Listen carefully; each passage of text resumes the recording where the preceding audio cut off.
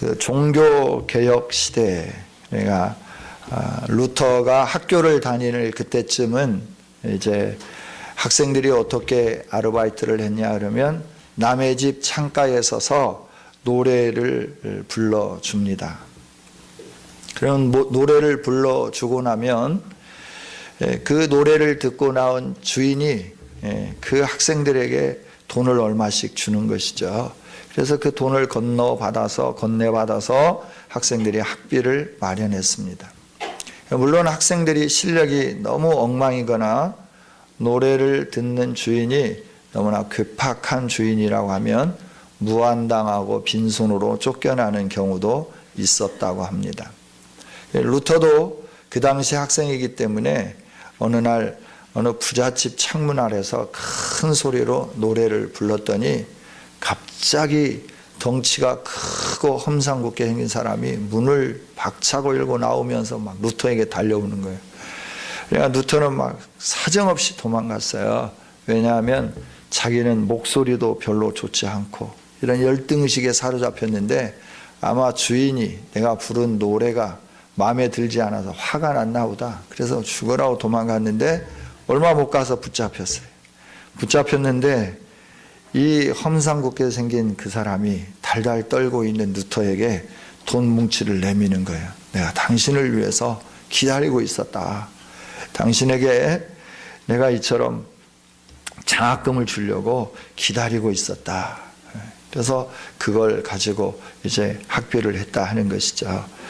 여러분, 두려움의 안경을 끼고 세상을 바라다 보면 만사가 걱정거리로 가득 채워집니다. 그러나 믿음의 안경을 끼고 바라다 보면 하나님의 손길이 보이고 모든 것이 감사로 충만하게 될 줄 믿습니다.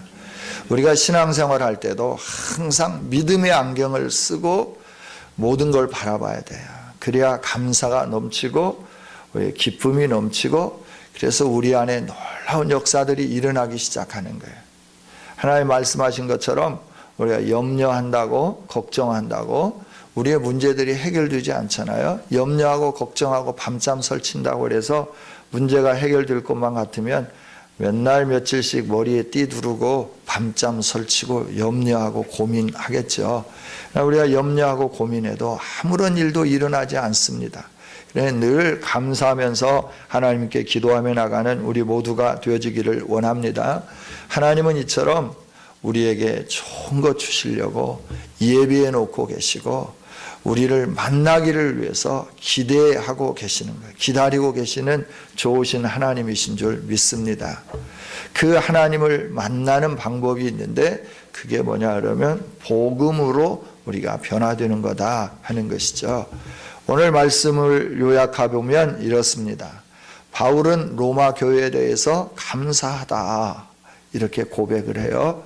그러면서 내가 너희를 위해서 쉬지 않고 하나님께 기도한다. 그리고 너희들이 그렇게 소문난 성도들이고 교회여서 내가 가보고 싶다.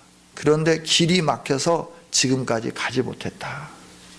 소문난 교회 왜 가려고 하냐면 내가 뭔가 신령한 은사를 가지고 있는데 그걸 나눠주고 또 여러분들이 가지고 있는 신령한 은사를 내가 나눠 가짐으로 피차 안위함을 같이 누리기를 위해서 그렇다라고 고백을 하게 되는 것이죠.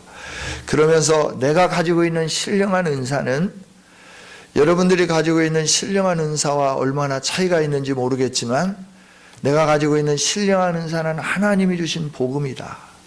이 복음을 여러분에게 전달하고 싶고 여러분과 함께 나누고 싶고 이 복음을 나눔으로 인하여서 여러분이 든든히 세워지고 여러분들이 부끄러움이 없는 사람이 되고 다른 데서와 마찬가지로 열매를 더 많이 맺는 이런 교회요 성도들이 되게 하기 위해서 내가 이 복음을 들고 가기를 원한다. 그러나 길이 막혀서 사정상 지금까지 가지 못했다. 근데 이 복음은 얼마나 놀라운 능력이냐면 모든 사람들에게 하나님의 능력이 나타난다. 구원의 능력이 나타난다. 의에 이르게 하고 믿음으로 믿음에 믿음에서 믿음으로 이르게 하는 능력이 바로 복음이다. 그래서 내가 이 복음을 전달하기 위해서 내가 가기를 원하고 또 원했지만 지금까지 가지를 못했다. 그러나 내가 반드시 가고 싶다. 이게 바울 사도의 고백이고 오늘 우리가 읽은 말씀의 전체적인 내용입니다. 여러분, 교회가 이쯤 되면 좀 자랑할 만한 교회, 교회가 이쯤 되면 모든 사람들이 흠모할 만한 교회 되지 않겠어요? 믿음이 온 세상에 전파되었고 그래서 모든 사람들이 그로 인하여서 로마 교회는 대단해, 로마 교회는 그렇게 힘들고 어려운데도 날마다 부흥하고 있고 번성하고 있고 로마 교회는 그렇게 어려움에도 불구하고 성도들이 믿음을 지키는 거야. 그런 교회 본받고 싶다. 이게 주변에 있는 모든 교회들이 가지고 있는 열망이었어요. 그런데 바울 사도는 그렇게 열망하고 있는 교회를 향해서 내가 여러분에게 가고 싶습니다. 그리고 여러분들에게 신령한 은사를 좀 같이 나누고 싶습니다. 그래서 여러분들이 견고하고 흔들리지 않기를 원하고 여러분들이 다른 데서 마찬가지로 하나님이 원하는 열매를 맺게 하기를 원합니다. 여러분들이 믿음에서 믿음으로 전진해가고 하나님이 주시는 구원의 그 능력을 경험하고 그래서 지금까지의 삶이 아닌 새로운 삶을 살 수 있도록 내가 여러분들을 돕고 싶습니다. 이게 바울 사도의 간절한 고백이었다 하는 것이죠. 겉으로 보고 바울 사도의 표현으로 보면 로마 교회가 얼마나 건강한 교회입니까? 얼마나 아름다운 교회입니까? 그런데 하나님은 그 로마 교회에 복음이 다시 들려져야 되겠다라고 하는 열망이 있으신 거예요. 그래서 바울 사도를 통해서 하나님께서는 로마 교회에 이 복음을 증거하기를 결심하신 거예요. 로마 교회는 어떻게 세워졌느냐? 그럴 때 누가 특별한 핵심 인물이 없어요. 그러나 여기저기서 신앙생활을 하던 사람들이 수도인 서울로 모이기 시작했고 그래서 형성된 교회가 로마 교회라고 우리가 생각할 수 있습니다. 과거에 우리 한국교회도 70년대 시골 교회가 잘 됐습니다.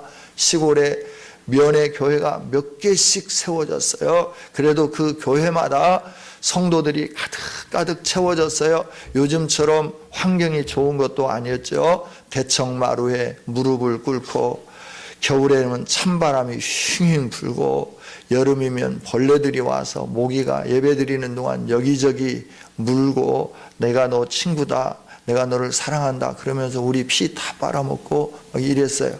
조명도 밝은 게 아니고 호롱불 켜가지고 이게 잘 조절을 해놓으면 괜찮은데 좀 밝게 하겠다고 심지를 좀 올려놓으면 그 까만 끝스름에 의해서 호롱불 유리가 새카매지고 더 어두워진 거예요. 깜깜한 거기에서 찬송하고 기도하고 무릎 꿇고 예배했던 그 열정들이 이 시골교회에 있었어요. 그런데 이제 80년대 70년대 말부터 들어서면서 산업화가 이렇게 본격적으로 시작되고 그러면서 시골에 있던 젊은이들이 서울로 모이기 시작했죠. 그래서 서울의 교회가 이렇게 커진 것은 시골 교회의 덕택이에요. 제가 서울교회 목사가 아니라 그 교회 성도들에게 시골 거 무조건 사주라 이렇게 말은 못하겠지만 하여튼 서울에 있는 교회는 시골에 진 빚을 다 갚아야 돼요. 이런 데 한우값이 떨어졌으니까 큰 교회는 한우를 몇 마리씩 사가지고 해서 잡아가지고 나눠 먹으면 좋을 것 같아. 할렐루야.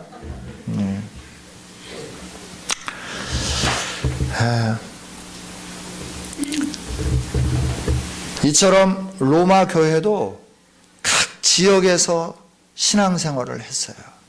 수리아에서, 안디옥에서, 또 다메섹에서, 예루살렘에서, 또 이고니온에서, 루스드라에서 각 지역에서 신앙생활을 하다가 살림이 좀 펴지고 또 아이들을 낳다 보니까 우리도 자녀들 교육하려고 하면 모든 환경이 좋은 서울로 막 보내잖아요. 서울에서는 또 비행기 타고 밖으로 나가기도 하고 그러다 보니까 그 당시에도 마찬가지인 것 같아요. 자녀들을 교육하기 위해서, 더 나은 삶을 살기 위해서, 더 행복을 바라면서 수도인 로마로 모이기 시작했고, 그래서 교회가 형성이 되었어요. 그러니까 교회가 형성되고 성도들이 모이다 보니까 성도의 구성원들이 크게 둘로 구분할 수 있는데, 하나는 유대인 그리스도인들과 함께, 하나는 헬라인 그리스도인들, 소위 성경에서 말하는 그 이방인 그리스도인들이 있었다 하는 거예요. 오늘 우리로 쉽게 표현한다고 하면, 하나는 모태신앙의 그리스도인들이고, 하나는 어느 날 하나님의 은혜를 경험하고 믿기 시작한 그리스도인들이라고 하는 거예요. 이들이 모여서 신앙생활 하다 보니까 모태로부터 신앙생활한 사람들은 자기들 나름대로 신앙의 어떤 가치관이 있는 거예요. 그래서 이제 막 신앙생활하는 사람들을 향해서 저것들이 뭘 몰라도 한참 모르는 거야. 그러니까 저렇게 신앙생활하는 거지.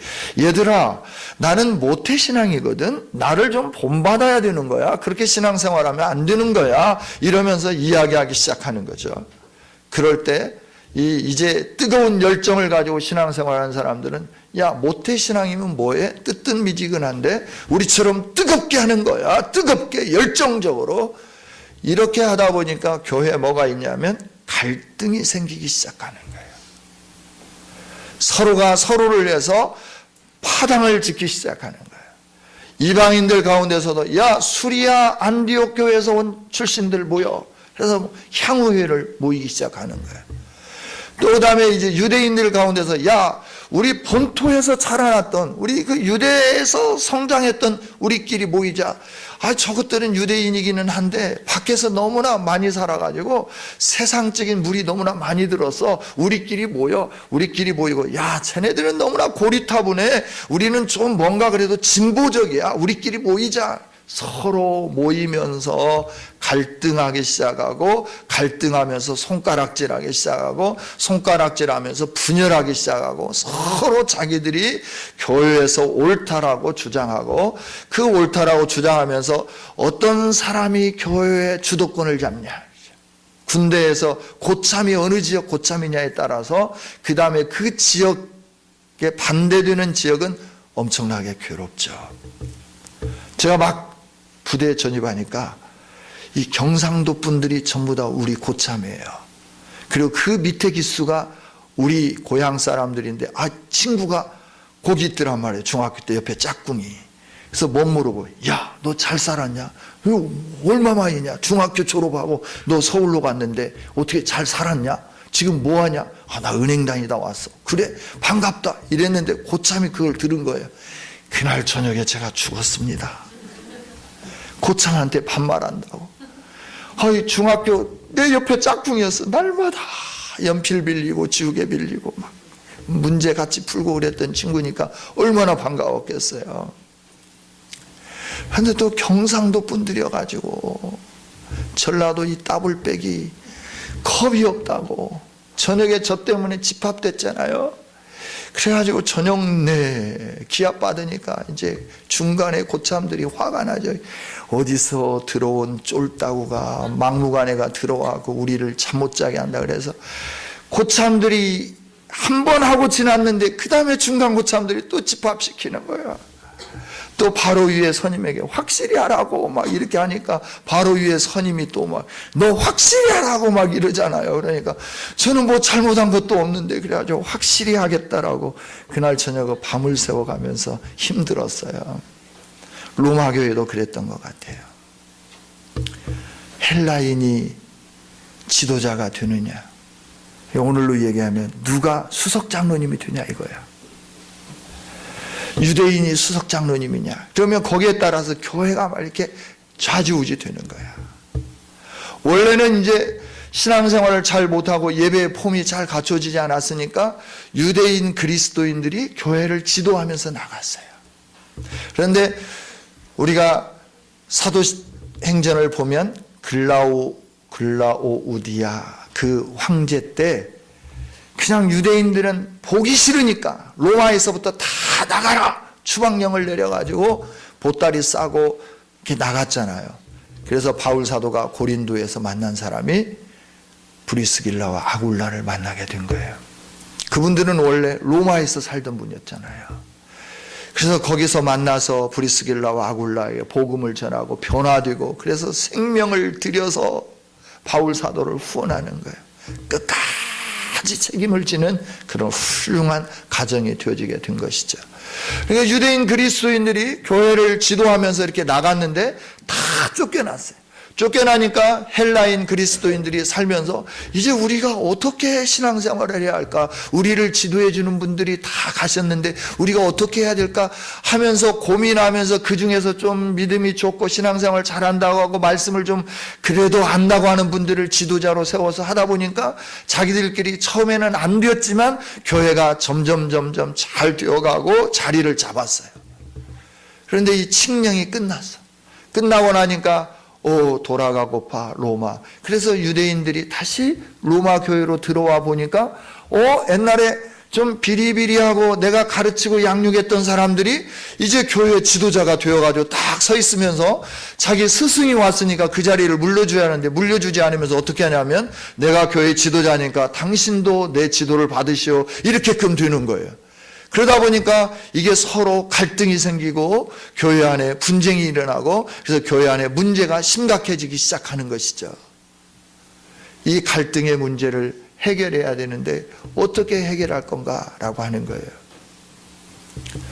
바울 사도가 로마 유대인들을 편들면 아유 저도 그렇다고 초록과 청색은 동색이다고 가재는 개편이야 이러면서 말을 안 들 거고, 또 그렇다고 헬라인들 그리스도인들을 편들면 그러면 그렇지 제가 변질돼도 한참 변질됐어, 저것이 뭐 그러면 그렇지 이렇게 나올 거고. 그래야 바울 사도가 입장이 굉장히 난처한 거죠. 그러나 하나님은 바울 사도에게 지혜를 주셨어요. 그 지혜가 뭐냐 그러면 우리 모두가 누구인가에 대해서 말씀하기 시작하는 거예요. 우리가 누구냐라고 하는 거예요.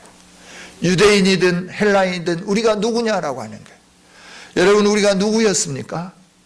우리 모두는 다 죄인이었습니다. 멸망당해야 할 사람들입니다. 하나님의 은혜가 아니면 살 수 없는 그런 사람들이었어요. 바울 사도는 이걸 먼저 선포하는 거예요. 이 세상에 의인은 없다. 다 죄인이다. 그래서 모두가 다 하나님의 형벌을 받아야 된다. 그런데 하나님의 특별한 은혜로 말미암아 너희들이 하나님을 알게 되었고 하나님께 예배하게 되었고 예수 그리스도를 구주로 모시며 살게 되었지 않느냐. 그 은혜 안에 있는 우리들이, 서로 형제인 우리들이 그거 조금 다르다고 다른 걸 가지고 다투고 싸우고 이랬어야 되겠느냐? 서로 죄인이라고 판단해서야 되겠느냐? 내가 옳다라고 하면서 다른 사람은 그르다라고 이렇게 말하고 살면 되겠느냐? 그건 아니다. 믿음으로 너희들이 의롭다함을 얻었지 않냐? 유대인 너희도 너희의 행위로 의롭다함을 얻은 게 아니고, 헬라인 너희들은 아예 하나님의 관심 밖에 있었던 존재들이지만 하나님이 특별한 은혜를 베풀어 주어서 너희들이 예수님을 믿으면서 그 은혜 속에서 하나님의 백성이 되었지 않느냐. 이걸 선포해 주면서 그들의 심령을 바꿔 나가기를 원하셨던 게 하나님의 계획이고 하나님께서 말씀을 기록한 그 의미인 줄 믿습니다. 사람들이 뭘로 바뀌어질 건가 하는 거예요. 우리 인생이 뭘로 바뀌어지느냐라고 하는 거예요. 제도로? 아닙니다. 우리의 인생이 바뀌어지는 것은 오직 복음으로만 변화되고 바뀌어지는 줄 믿습니다. 그래서 바울 사도가 거두절미하고 처음부터 뭘 선포하느냐는 복음을 딱 던지는 거예요. 복음이 뭐냐? 복음은 하나님으로부터 약속된 하나님의 아들에 관한 것이다. 그 아들에 관한 하나님의 약속이 이제 나타났으니 우리가 믿는 바 예수 그리스도가 우리의 주요, 우리의 메시아요, 우리의 구원자이시다라고 하는 것을 선포해 주는 것이죠. 그 예수님을 만나면 사람이 바뀌어진다라고 하는 거예요. 그 예수님을 만나면 과거가 어떠하든지 간에, 지금 마음 심령 상태가 어떠하든지 간에 그 예수님으로 인하여 새로워지게끔 되어 있고, 그 예수님으로 인하여 삶이 변화되게끔 되어 있다라고 말씀하는 거예요. 할렐루야. 오늘 우리가 신앙생활하면서 만나야 할 분은 우리 주 예수 그리스도 한 분인 줄 믿습니다. 그 한 분을 만나면 우리 안에 열정이 되살아나게 되는 줄 믿습니다. 우리의 인격이 변화되는 겁니다. 다른 사람을 향하여 판단하던 내가 나의 들보를 발견하게 되고 어찌할꼬 가슴을 치며 통회하고 자복하고 회개하는 심령으로 바꿔지게 되는 줄 믿습니다.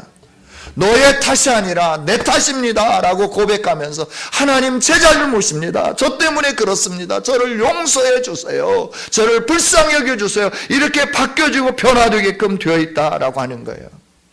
그래서 바울 사도는 이 예수 그리스도를 로마 교회에 전달하기 위해서 그래서 그에게 가고자 열망했다라고 하는 거예요.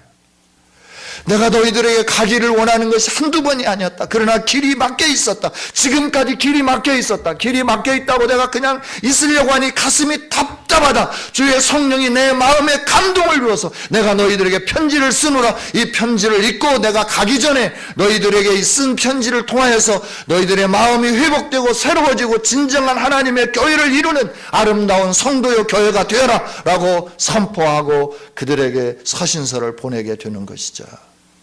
여러분, 우리 인생이 무엇으로 달라질까요? 우리의 자녀들이 무엇으로 바뀌어질까요? 우리 가정이 무엇으로 바꿔질까요? 복음, 예수 그리스도, 하나님의 아들, 우리의 구세주 한 분으로만 가능한 줄 믿습니다. 이 예수님은 부끄러운 대상이 아니에요. 헬라인들에게는 미련한 거였습니다. 십자가의 도가. 유대인들에게는 거치는 것이었습니다. 그래서 예수님을 증거하려고 할 때 늘 사람들이 부끄럽게 여겼습니다. 그러나 바울 사도는 당당하게 고백합니다.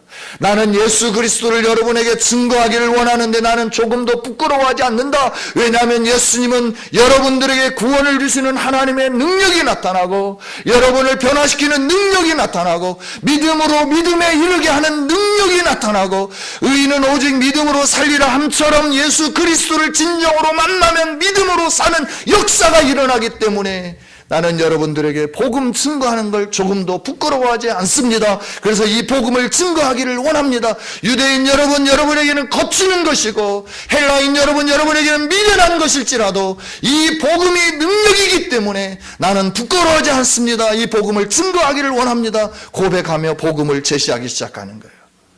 여러분, 예수 그리스도가 여러분에게 어떤 분이십니까? 여러분 부끄러운 분이십니까? 여러분에게 거치는 분이십니까? 여러분, 온 인류의 소망이에요. 온 인류를 새롭게 만드실 분이에요. 온 인류의 기쁨을 가져다 주는 분은 오직 예수님 그리스도 한 분밖에 안 계신 줄 믿습니다. 그분을 우리가 만나면 우리 인생이 달라지게 될 겁니다. 우리 자녀들이 그 예수님을 만나면 달라지게 될 겁니다. 우리 가정에 예수님을 주인으로 모시면 우리 가정이 행복한 가정, 화목한 가정, 복이 넘치는 가정, 하나님이 주시는 은총으로 충만해진 가정으로 바꿔지게 될 줄 믿습니다. 우리 세상 것 보지 맙시다. 세상 것으로 판단하지 마십시다. 그런데 이렇게 말하는 저도 세상 것으로 판단해요. 세상 것이 보여요. 오직 예수님만 자랑하고 예수님을 만나고 예수님 안에 살면서 우리의 인생이 바꿔지고 하나님이 주시는 놀라운 사람들로 변화되어서 믿음으로 견고하게 서며 하나님께 영광 돌리는 우리 모든 성도들이 되시기를 주님의 이름으로 축원합니다. 기도하겠습니다. 하나님 감사합니다. 우리에게 주신 이 말씀 가슴에 새기게 하여 주옵소서. 우리 주님 만나 우리의 인생이 회복되게 하시고 치유되게 하시고 온전해지게 하여 주시옵소서. 아버지 하나님, 정말 우리들이 이 신령한 은사 예수 그리스도를 만나는 한 해가 되게 하여 주옵소서. 신앙생활을 한다고 하면서 우리의 고집대로가 아니라 정말 예수님 닮은 아름다운 사람으로 세워지게 하시고 그래서 열매를 맺어서 하나님께 영광 돌리게 하여 주옵소서. 예수님 이름으로 기도하옵나이다. 아멘.